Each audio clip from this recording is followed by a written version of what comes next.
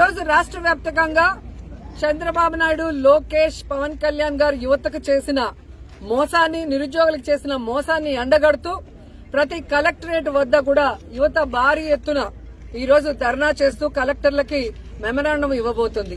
ఎందుకంటే చంద్రబాబు నాయుడు కూటమి ప్రభుత్వం తమ మేనిఫెస్టోలో మొదటిదిగా ఉద్యోగం ఇస్తాం లేదా నిరుద్యోగ భృతి ఇస్తామని చెప్పి కూడా సంవత్సరం అవుతున్న ఒక్కరికి కూడా ఈ రోజు ఉద్యోగం ఇవ్వలేదు.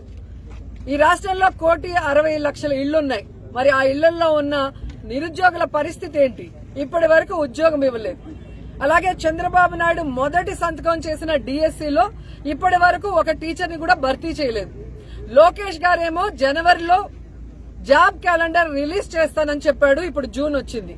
అంటే క్యాలెండర్ లో సంవత్సరం మారుతుంది తప్ప లోకేష్ గారు ఇస్తానన్న జాబ్ క్యాలెండర్ అయితే రాలేదు. అలాగే పవన్ కళ్యాణ్ గారు తాము అధికారంలో వచ్చిన తర్వాత ఆయన తన ప్లీనరీలో చెప్పారనుకుంటా, ప్రతి నియోజకవర్గంలో 500 మందికి యువత అంటే మహిళ గాని మగవాడు గాని నిరుద్యోగులకి 10 లక్షల రూపాయలు ఒక్కొక్కరికి ఇస్తాం, స్వయం ఉపాధి పెట్టుకోవచ్చు అని చెప్పారు. ఇప్పటికీ కూడా ఒక్కరికి కూడా ఇవ్వలేదన్నది నిజం. సో ఈ రాష్ట్రంలో ఉన్న నిరుద్యోగుల్ని అలాగే విద్యార్థుల్ని మోసం చేస్తూ వాళ్లు మాత్రం ఈరోజు అధికారాన్ని ఎంజాయ్ చేస్తున్నారు.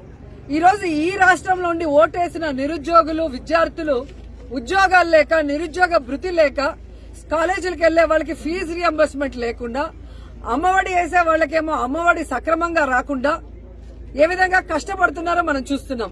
కానీ పక్క రాష్ట్రం హైదరాబాద్ లో ఉన్న చంద్రబాబు నాయుడుకేమో సీఎం జాబు, పక్క రాష్ట్రంలో ఉన్న పవన్ కళ్యాణ్ కేమో డిప్యూటీ సీఎం జాబు, పక్క రాష్ట్రంలో ఉన్న లోకేష్ కేమో మంత్రి జాబు. ఇంతేకాకుండా ఈరోజు చంద్రబాబు నాయుడు కొడుకుని ఈరోజు సీఎం చేయడానికి ఎంత తపన పడుతున్నాడో మనం చూస్తున్నాం. పవన్ కళ్యాణ్ వాళ్ళ అన్న నాగబాబు గారికి ఎమ్మెల్సీ ఇప్పించుకొని ఈరోజు మంత్రిని చేసుకోవడానికి ఎంత తపన పడుతున్నాడో మనం చేస్తున్నాం.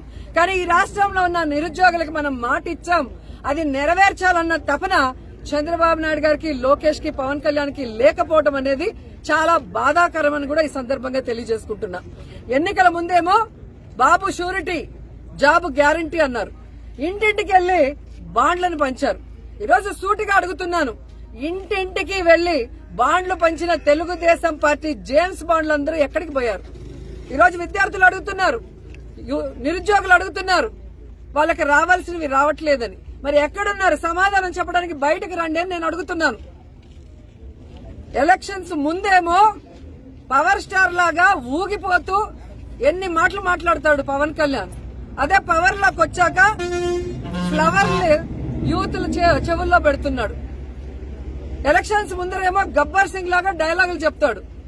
ఇప్పుడు ఎక్కడయ్యా మీరు చెప్పిన యువతకి ప్రామిసులు చేయట్లేదు అంటే రబ్బర్ లాగా మెలికలు తిరుగుతాడు. ఈ రోజు యువత ఎదుగుతున్నారు. మొన్ననే మీరు చూశారు, డిప్యూటీ సీఎం కనపడటం లేదు అని ఫ్లెక్సీలతో చాలా మంది తిరుగుతున్నారు. ఎక్కడయ్యా మీరు యువతకి ఉద్యోగ అవకాశాలు దొరకట్లేదు అంటే నేను హరహర మల్లు డబ్బింగ్ బిజీలో ఉన్నాను అంటాడు.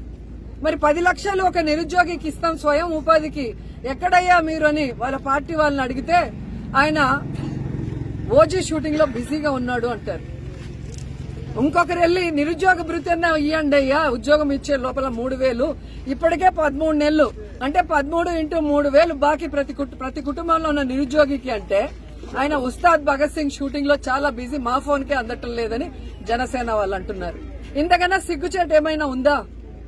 సో సూటిగా చెప్తున్నాం చంద్రబాబు నాయుడు గారికి, పవన్ కళ్యాణ్ కి, లోకేష్ కి, ఈ రాష్ట్రంలో ఉన్న నిరుద్యోగుల ఓట్లు వేసుకుని వాళ్ళను మోసం చేస్తే ఎవరు ఊరుకునే పరిస్థితి లేదు.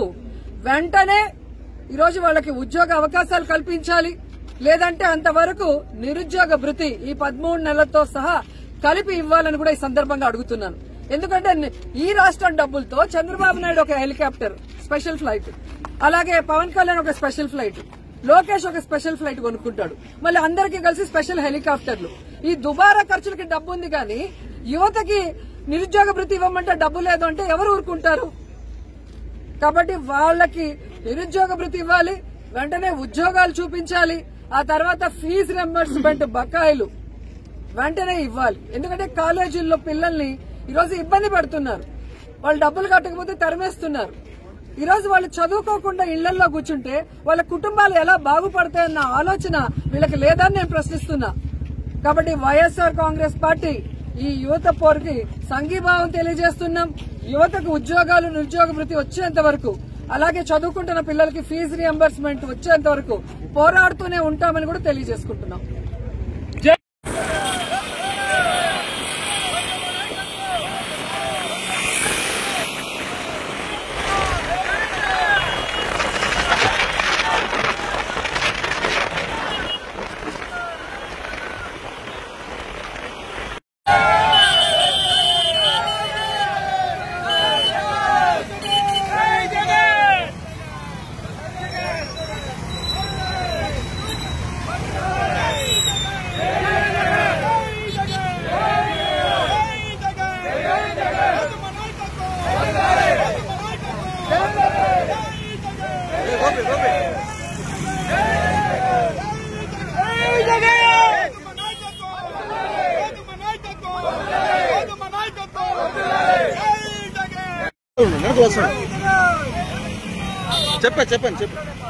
చెప్పండి